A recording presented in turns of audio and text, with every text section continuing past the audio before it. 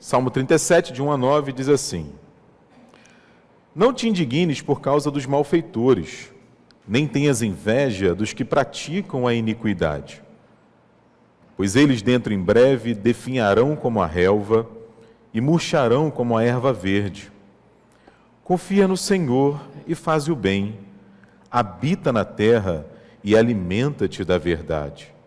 Agrada-te do Senhor e Ele satisfará os desejos do teu coração. Entrega o teu caminho ao Senhor, confia nele e o mais Ele fará. Fará sobressair a tua justiça como a luz e o teu direito como o sol ao meio-dia. Descansa no Senhor e espera nele. Não te irrites por causa do homem que prospera em seu caminho, por causa do que leva a cabo os seus maus desígnios. Deixa a ira, abandona o furor. Não te impacientes, certamente, porque os malfeitores serão exterminados, mas os que esperam no Senhor possuirão a terra. Feche seus olhos, vamos falar com o Senhor. Fala ao nosso coração, Pai, através do Teu Santo Espírito, pelo poder que há na Tua Palavra. Que aprendamos, Senhor, a confiar, a descansar em Ti.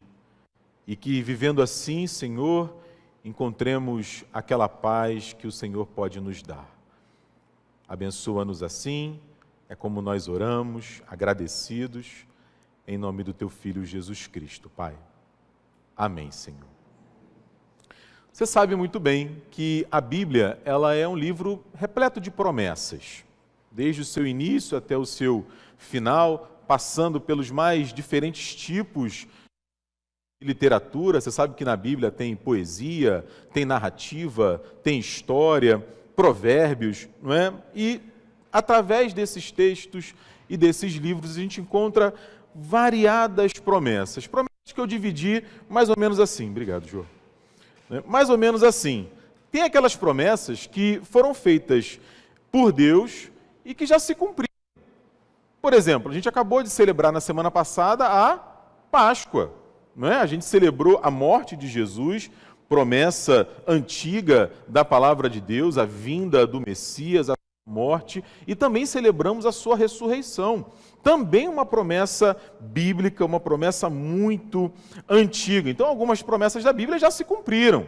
Outras ainda estão por cumprir, não é? E são várias. E talvez a mais importante, que a gente mais espera com tanta paixão, com tanto desejo, é a promessa da ressurreição. Quando nós vamos nos reencontrar com aqueles nossos que já partiram, que já estão com o Senhor, e a gente aguarda pacientemente. Essa é uma promessa fundante da fé cristã. O apóstolo chega a dizer para a gente que se nós cremos em Cristo, se a nossa confiança em Cristo se resume apenas a esta vida, nós somos os mais infelizes, os mais miseráveis de todos os promessa que ainda não se cumpriu. Nós aguardamos a ressurreição, o novo céu, a nova terra, quando Deus vai fazer novas todas as coisas. Essa é uma promessa bíblica fundamental. Mas há também aquelas promessas que Deus nos chama a vivê-las todos os dias. Há aquelas promessas que a gente encontra no texto bíblico que diariamente estão disponíveis para cada um de nós. Por exemplo, quando a palavra de Deus fala que pela manhã as misericórdias do Senhor se renovam sobre as nossas vidas. Por exemplo, quando o salmista diz que deita e logo pega no sono e dorme em paz, porque o Senhor está com ele. Para o Josué, Deus chega a ser mais enfático ainda. Ele fala para ele: ô Josué, eu não falei para você o que você tem que fazer? Eu não te disse qual é o caminho, Josué? Não tenha medo, seja corajoso, porque eu estou contigo por onde você andar. O próprio Senhor Jesus Cristo diz isso para a gente, que Ele está conosco todos os dias até a consumação dos séculos. Para o Gideão, ele ouve de Deus: homem valente, eu sou contigo. Aliás, o próprio Jeremias é muito interessante. O Jeremias não se sente capaz de cumprir o chamado profético, ele acha que não vai dar conta, ele acha que vai ser muita responsabilidade. E Deus fala para ele, olha, não diga que você é apenas um menino, porque aonde você for, eu vou com você. O que você disser vai ser aquilo que eu mandei você dizer. Eu estarei sempre com você, cuidando da sua vida. Eu poderia ficar aqui mais ainda, muito tempo, compartilhando dessas promessas que estão conosco todos os dias. Que Deus nos chama a desfrutar, que Deus nos chama a viver e que, sem dúvidas, fazem toda a diferença para a nossa vida. Contudo, né? Todavia, entretanto, quando a gente olha para a vida desses homens e dessas mulheres que receberam essas promessas na Bíblia, né? E na verdade não precisa nem olhar só para a vida deles, a gente pode olhar para a nossa vida também. Por que será, e eu me pergunto isso bastante, que a gente sempre encontra aqui e ali tanta hesitação, tanta insegurança, tanto medo, tanta dúvida? Deus não falou? Deus não disse? Nós não temos convicção de que foi Ele que falou, foi Ele quem disse? Por que a gente duvida? Por que a gente tem medo? E é por isso que a Bíblia, ao longo do seu texto, ao longo das suas histórias, chama a gente sempre a esse exercício de confiança no Senhor, porque é um exercício de aprender a confiar no Senhor. E um dos textos bíblicos que faz isso é exatamente o Salmo 37. E é interessante porque, assim, o Davi, quando escreve esse salmo, que é um salmo de sabedoria, que chama a gente a refletir sobre a nossa vida e a nossa relação com Deus, ele faz, assim, os dois lados da história. Primeiro, ele dá uma dica para a gente, que era uma dica do próprio Davi também, que tinha as suas dificuldades, tinha as suas crises. Por que a gente tem tanta dificuldade em confiar? Por que as promessas estão diante de nós? Por que Deus fala ao nosso coração? A Bíblia está nas nossas mãos e a gente ouve, a gente aprende, a gente entende, mas ainda assim a gente tem tanta dificuldade em confiar. O Davi fala sobre isso com a gente. E depois, louvado seja Deus, que Ele apresenta para a gente também assim o remédio, o caminho, a vacina para ficar no contexto que a gente tem vivido tanto esse tempo. Então a gente vai falar um pouco sobre isso, sobre essas dificuldades que a gente tem de tomar posse, de se apropriar, de viver de acordo com essas promessas, e aí os motivos que o salmista nos dá para confiar em Deus. E eu vou começar pelas dificuldades. São dificuldades que eu enfrento, são dificuldades que muitas pessoas que eu converso enfrentam. Pode ser que você lide com essas dificuldades também. Primeira dificuldade, e aí se você tiver com a Bíblia aberta aí, vai ser bom que você vai conseguir acompanhar no texto, o Davi fala logo aí no versículo 1. Ele vai falar várias vezes ao longo desse salmo.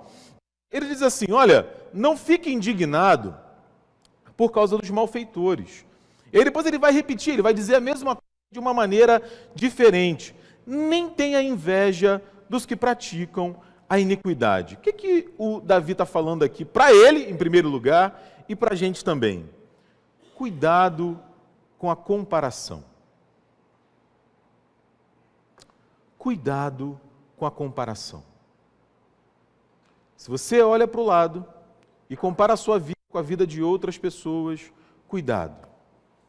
Isso pode prejudicar o seu exercício de confiança no Senhor. Porque essa indignação e essa inveja que o Davi se refere aqui são frutos da comparação. Sabe aquela coisa que a gente olha para o lado e vê a grama do vizinho mais verde que a nossa? Talvez você não tenha passado por isso. Eu acho que o pessoal sofre muito disso, reverendo Duzi, lá na Noruega. Sabe, lá na Finlândia, na Suécia, né, o IDH lá não é legal, então assim, eles acham que eles vivem nessa crise constante. Aqui a gente não tem muito isso. A gente olha para o lado e pergunta, por que ele tem e eu não tenho? Por que ele faz e eu não faço? Por que ele é reconhecido sido e eu não sou. E isso aqui mostra para a gente várias coisas. Várias coisas. Primeiro, né, e algo que eu tenho feito um exercício constante disso, é o seguinte: eu preciso, em primeiro lugar, valorizar o que eu tenho. Porque eu estou abrindo mão de valorizar o que eu tenho, imaginando que aquilo que o outro tem é melhor. E nem sempre é. E nem sempre é. Mas aos meus olhos, aí é uma dificuldade minha, eu enxergo e eu considero como se fosse melhor. Se eu não me engano foi o Caetano quem disse, não é só eu que sei a dor, não é, de ser quem eu sou. E a gente tem uma visão distorcida sobre a nossa vida e sobre a vida do outro, e a gente começa a se comparar. E o salmista ainda deixa algo muito claro para a gente, que é aí que a gente não tem que comparar mesmo. Esse que está causando inveja, que está causando indignação, ele é mau. Ele é mau, está escrito aí. Ele alcançou aquilo que ele eventualmente tem de forma ruim. Como que a gente vai se comparar com essa pessoa? E sabe qual é a tentação grande aqui? A gente envolve Deus nessa história. Sabe qual é o problema? Deus não me ama. Se Deus me amasse, iria me dar. Se Deus me amasse, iria fazer. Deus ama ele, Deus ama ela. É por isso que dá para ela e não dá para mim. Então, assim, receita do caos. Receita do caos. Anota aí. Você quer viver mal-humorado, triste, com raiva do mundo, aquela coisa do você entra no elevador, dá bom dia, a pessoa olha para a sua cara, né? Já passou por isso? Interessantíssimo, né? Ou, pelo menos assim, né? Pior é quando responde, bom dia só se for para você, né? Receita do caos. Quer viver ansioso, mal-humorado, não é? Se compare com o outro. Se compare com o outro, porque a sua vida é igualzinha à vida dela. A sua história é igualzinha à história dela. Vocês tiveram a mesma criação, tudo igual. Por isso, vale a pena se comparar. Cuidado com isso, o salmista fala sobre isso. Mas tem um segundo problema, muito comum também. Tem a ver com a ansiedade. Alguns chegam a dizer que a ansiedade, junto com a depressão, chegam a ser o mal do nosso ser.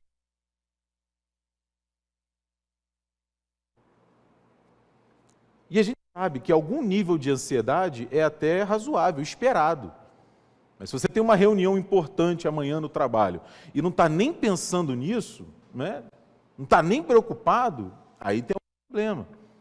Por outro lado, a gente sabe que a ansiedade ela pode chegar assim, num nível tão grande, tão alto, que dificulta a nossa vida. A gente precisa de médico, de remédio, de acompanhamento, de orientação. E o salmista fala sobre isso, não é? E parece, num primeiro momento, que ele está dificultando a nossa vida. Porque você vai reparar aí ao longo do salmo que ele vai dizer assim, olha, dentro em breve, ele satisfará, o mais ele vai fazer sobressair, os malfeitores serão, mais um pouco de tempo e já não... Reparou? Em todas essas expressões há um futuro. Há um futuro. E a gente começa a se perguntar, por que Deus não faz agora? Por que Deus não faz hoje? Eu estou com esse problema e Ele sabe o quanto isso tem me incomodado, o quanto isso tem me machucado, por que Deus não resolve agora? Aliás, Deus, senta aqui, não é? O Senhor pode resolver isso desse jeito, desse jeito. É legal quando a gente ensina para Deus, né? A gente faz assim, Deus, que é melhor. Não, o Senhor não está entendendo, tem muita coisa para o Senhor resolver, o Senhor não está entendendo, faz assim, a gente vai ensinando para Deus como fazer. Sabe por que a gente faz isso? Na história da teologia, o pessoal fala de um negócio muito interessante. É que eu e você, a gente tem um negócio dentro da gente, que é uma espécie de complexo de Deus. E é engraçado, porque tem algumas pessoas que elas não acham que são Deus. Elas têm certeza, absoluta. Não há dúvidas de que elas são Deus. Você vai se lembrar de Gênesis, da queda. Não é? Adão e Eva tinham a esperança de ser como Deus. Diego, de que você está falando? Não é? Atenção, gente. Talvez isso para alguns seja assim uma revelação bombástica, não é? Nós não somos Deus, tá? Beleza? Desculpa aí se eu desfiz algum castelo de cartas, né? Diego, você está falando uma coisa que não faz sentido, será? A gente não fica com raiva quando as coisas não saem do nosso jeito? A gente não fica com raiva quando alguma coisa acontece na nossa vida de uma maneira diferente daquela que a gente planejou? A gente não fica com raiva, a gente não se ressente, a gente não entra em crise quando o outro age de uma maneira diferente daquela que a gente esperava que ele agisse. E a gente chega a sentar com ele, olhar no olho dele e falar: cara, não é assim, não vai por aí, não faz isso. Esse não é o melhor caminho, essa não é a melhor decisão. E aí ele olha no nosso olho e fala assim: valeu. E simplesmente faz o que ela queria fazer. Isso me afeta, isso te afeta. Por quê? Porque a nossa vida, a vida dos outros, o clima, a bolsa, os nossos filhos, os nossos pais, o conteúdo da prova que a gente vai fazer. O presbítero Eduardo Gouveia está ali, ó. Presbítero, Deus te abençoe, presbítero. Ele é meu professor na faculdade. Daqui a 20 dias a gente tem prova. Nada disso está no nosso controle. Nada disso está no nosso controle. E aí, porque a gente não tem controle, a ansiedade vai corroendo o nosso coração. E aí a gente já falou sobre isso aqui.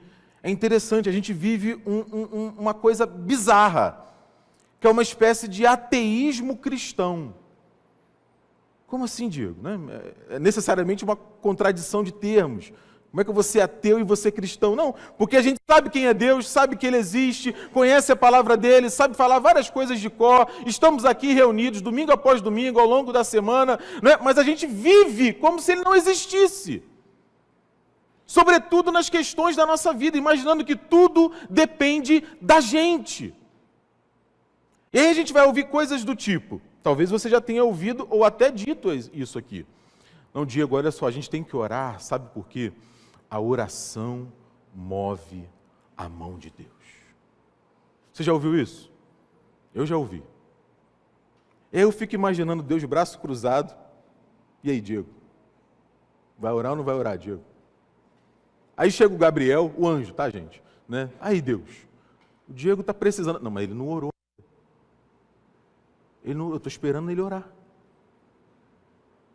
Você percebe como isso é completamente nonsense? À luz do texto bíblico, completamente sem noção. Aí eu já ouvi, não, Diego, mas a gente tem que orar, nós somos provocadores de milagres.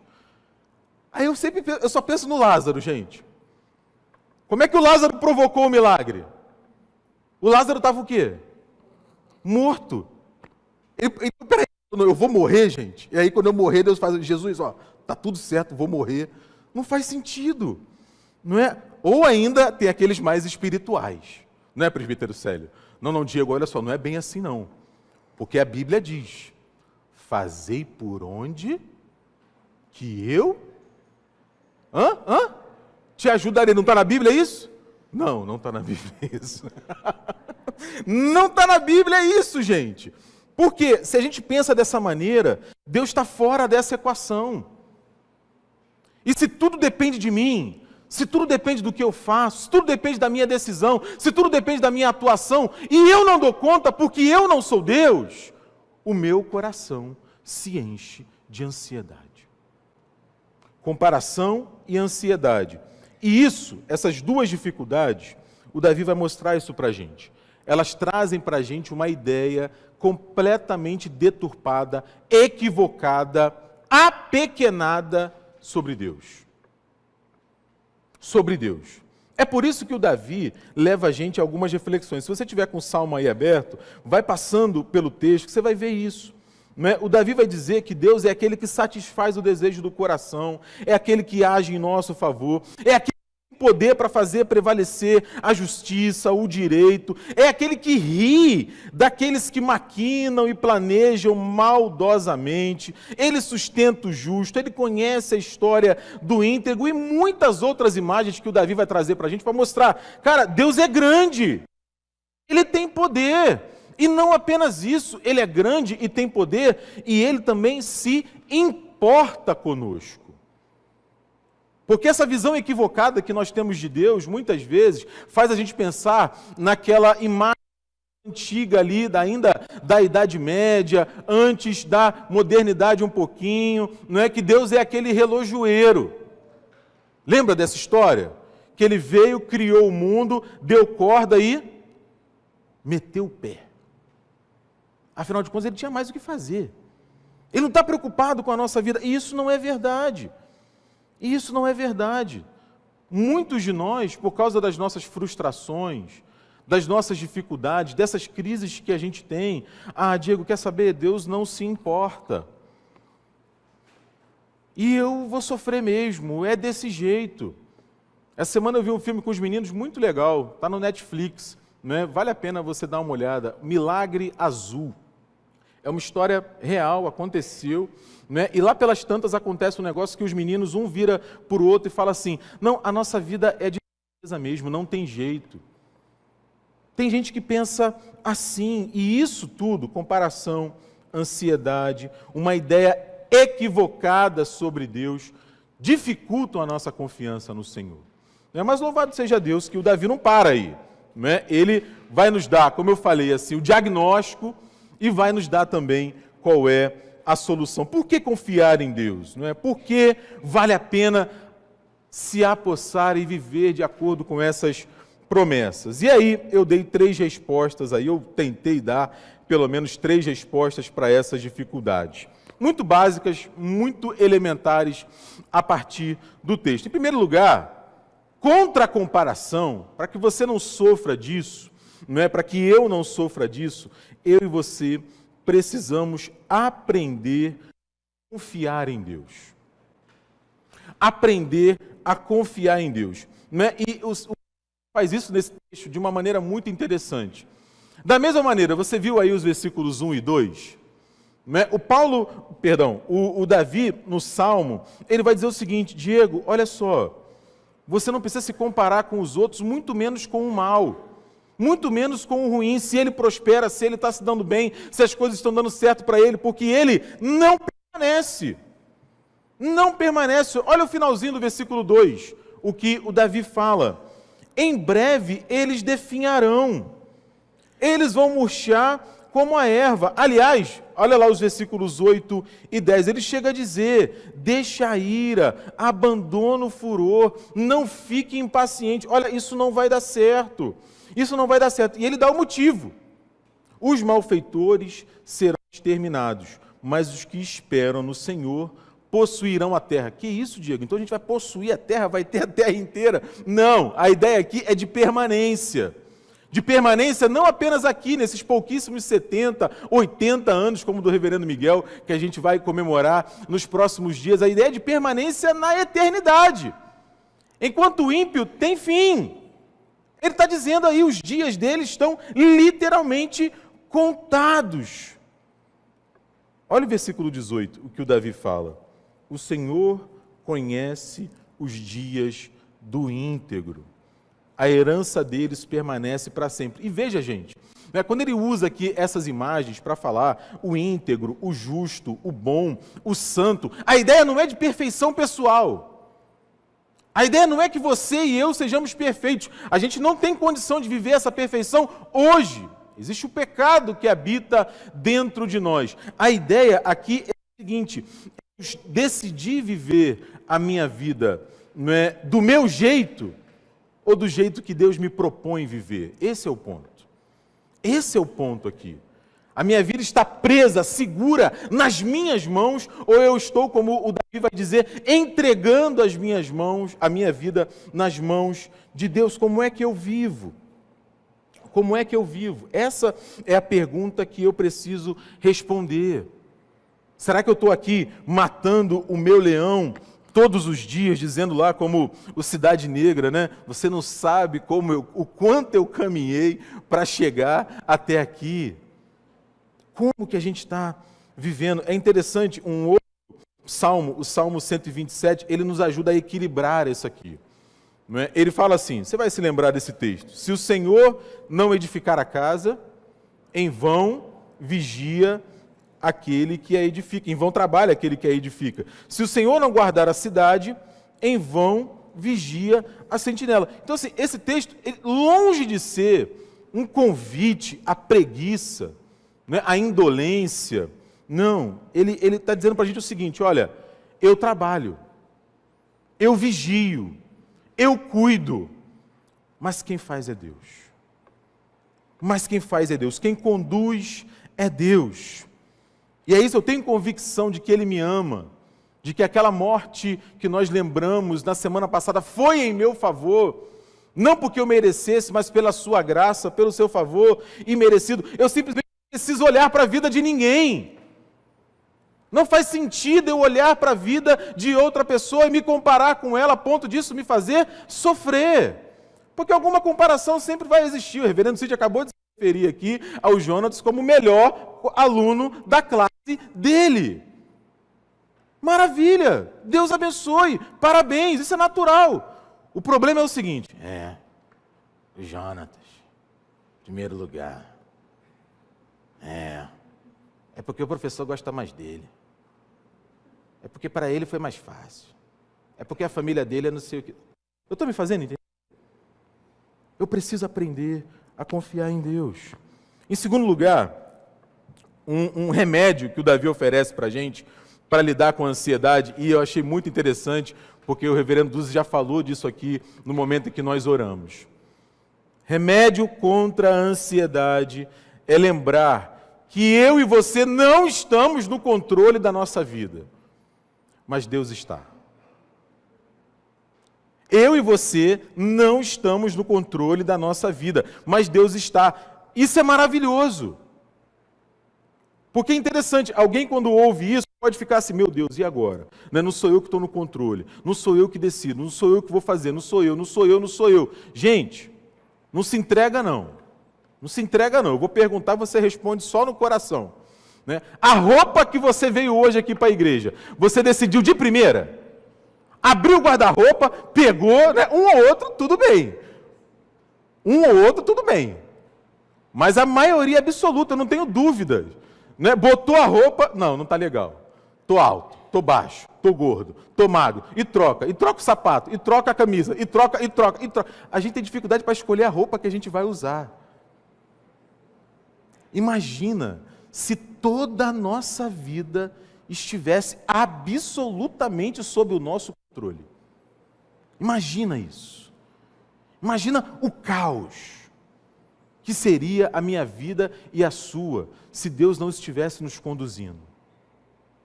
Então, longe de ser motivo de desespero para a gente, não estar no controle, nós precisamos nos lembrar que Deus está no controle. Sabe uma cena bíblica que retrata bem isso?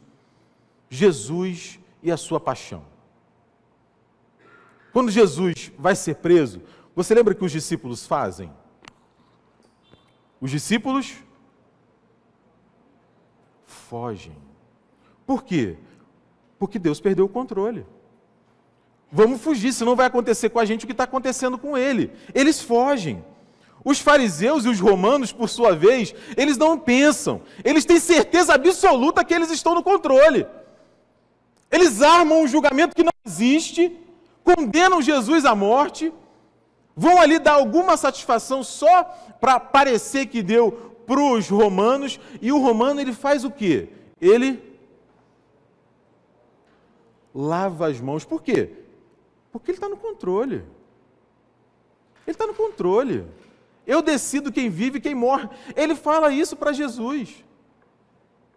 Ele fala: você não me responde quem você é? Você não sabe que eu tenho poder para matar você e para deixar você viver? Uns equivocados, achando que Deus perdeu o controle, fogem. Outros equivocados, imaginando que têm o controle, acham que decidem a vida de Jesus. O único que tem exatamente a consciência de quem está no controle é Jesus Cristo.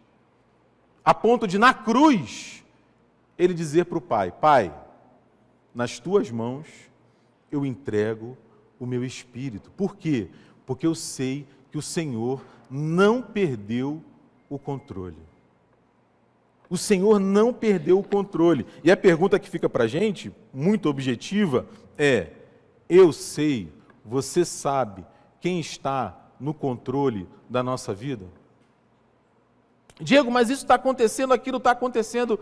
Eu sei, você sabe quem está no controle das nossas vidas?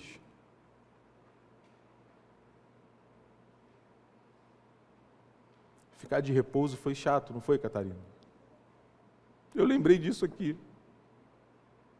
Mas ver os dois aqui mostra que nós não estamos no controle da nossa vida.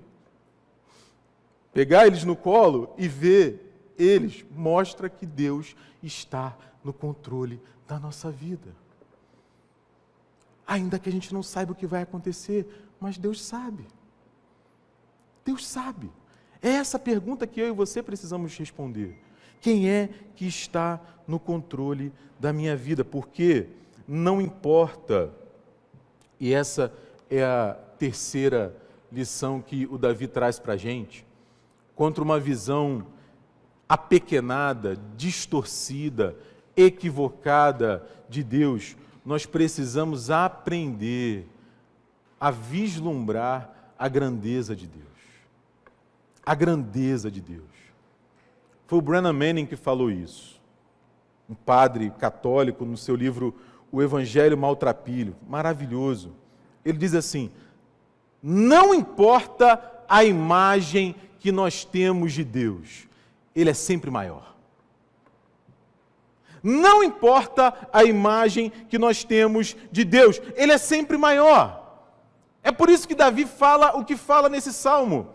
Deus preserva, alimenta, julga, sustenta, guarda, guia, salva, faz justiça. O problema é que a gente não enxerga bem. A gente não enxerga bem. A gente precisa daquela visão que Jesus propõe para a gente, dos lírios e dos passarinhos. Lembra? Jesus fala assim para a gente: olha o passarinho, olha o lírio do campo. Eles não semeiam, eles não colhem, eles não têm um depósito para juntar tudo o que eles têm, mas eles sabem que o Pai os alimenta. Vocês estão aí preocupados, diz Jesus, com o que vocês vão comer, com o que vocês vão beber, com o que vocês vão vestir. Será que vocês não sabem que o Pai ama vocês muito mais do que os passarinhos e os lírios do campo? Essa visão que a gente precisa, porque a Bíblia, meus irmãos, ela está repleta de promessas. E a gente sabe disso. Algumas já se cumpriram e a gente está vivendo a realização dessas promessas. Outras nós ainda aguardamos e outras tantas estão diante de mim e diante de você. E quando a gente abre mão delas, a gente vive na comparação, vive na ansiedade, vive com uma ideia de Deus que na verdade não é Deus, é só a ideia que a gente tem a respeito dele. O que eu e você precisamos é aquilo que o Davi nos chama para viver. Para que a gente não precise se comparar, que a gente perceba e desfrute o amor de Deus. Para que a gente não viva ansioso, dominado, controlado pela ansiedade. A gente precisa se lembrar, é Deus que está no controle. É Deus quem me conduz, Ele esforça as minhas mãos, Ele me dá entendimento, sabedoria, Ele me ajuda a planejar, mas é Ele quem conduz a minha vida. É Ele quem conduz a minha vida. E aí, fazendo isso, a gente começa a ter uma ideia da grandeza e do cuidado de Deus. Deus te abençoe e aplique a sua palavra ao seu coração. Amém?